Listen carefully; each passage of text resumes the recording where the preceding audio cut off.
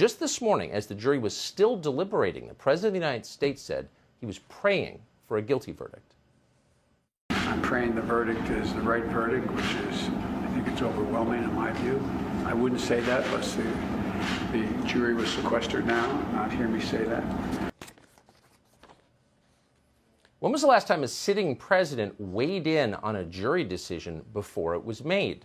Answer, never. We're looking for a guilty verdict. If nothing does not happen, then we know that we've got to not only stay in the street, but we've got to fight for justice. We've got to get more confrontational. We've got to make sure that they know that we mean business. And Maxine Waters threatened violence before the jury had even begun to consider the facts of the case.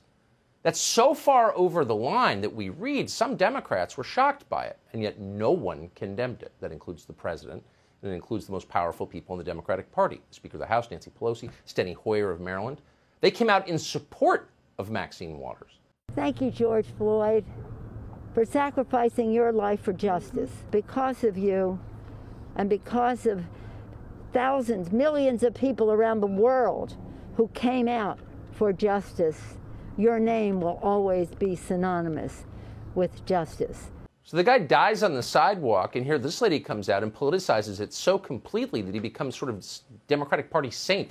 Thank you for your sacrifice. This is grotesque. It's a cult, obviously. Well, I'll give you that Congresswoman Waters may have given you something on appeal.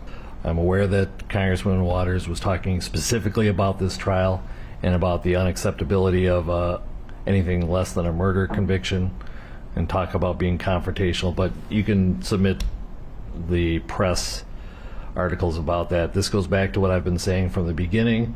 I wish elected officials would stop talking about this case, especially in a manner that is disrespectful to the rule of law and to the judicial branch and our function.